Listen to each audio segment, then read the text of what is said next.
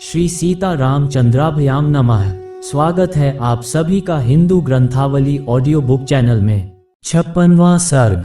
विश्वामित्र द्वारा वशिष्ठ जी पर नाना प्रकार के दिव्यास्त्रों का प्रयोग और वशिष्ठ द्वारा ब्रह्मदन से कि उनका शमन एवं विश्वामित्र का ब्राह्मणत्व की प्राप्ति के लिए तप करने का निश्चय। वशिष्ठ जी के ऐसा कहने पर महाबली विश्वामित्र आग्नेयास्त्र लेकर बोले, अरे खड़ा रह। उस समय द्वितीय कालदंड के समान ब्रह्मदंड को उठाकर भगवान वशिष्ठ ने क्रोधपूर्वक इस प्रकार कहा, क्षत्रियाधम, ले, यह मैं खड़ा हूँ, तेरे पास जो बल हो उसे दिखा। गादिपुत्र, आज तेरे अस्त्र शस्त्रों के ज्ञान का घमंड मैं अभी धूल में मिला दूंगा। क्षत्रिय कुल कलंक, कहाँ तेरा क्षत्रिय बल और कहाँ महान ब्रह्मबल, मेरे दिव्य ब्रह्मबल कौन देख ले। गादिपुत्र विश्वामित्र का वह उत्तम एवं भयंकर आग्नेयास्त्र वशिष्ठ जी के ब्रह्मदन से उसी प्रकार शांत हो गया जैसे पानी पड़ने से जलती हुई आग का वेग। तब गादिपुत्र विश्वामित्र ने कुपित होकर वारुण, रौद्र, इंद्र, पाशुपत और ऐशिक नामक अस्त्रों का प्रयोग किया।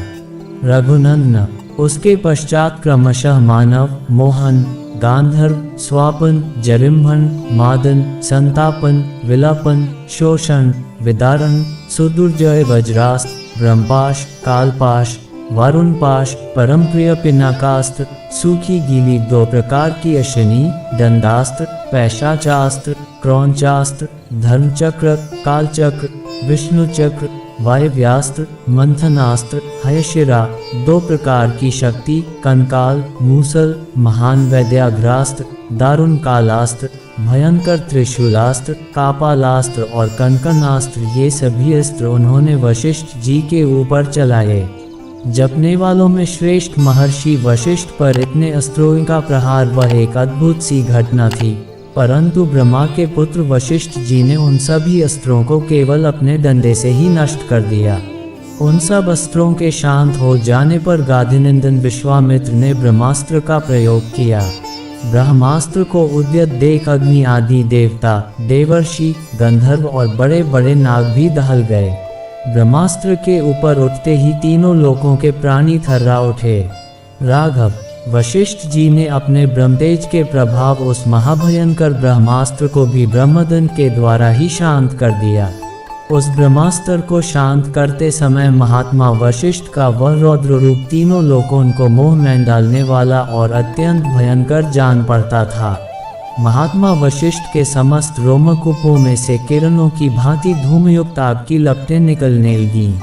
वशिष्ठ जी के हाथ में उठा हुआ द्वितीय यमदंड के समान वह ब्रह्मदंड धूमरहित कालाग्नि के समान प्रज्वलित हो रहा था।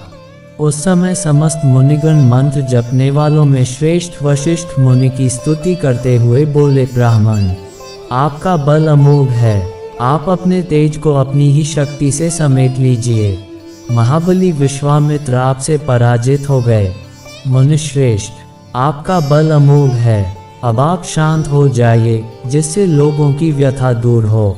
महर्षियों के ऐसा कहने पर महातेजस्वी महाबली वशिष्ठ जी शांत हो गए और पराजित विश्वामित्र लंबी सांस खींचकर यूं बोले, क्षत्रिय के बल को धिक्कार है।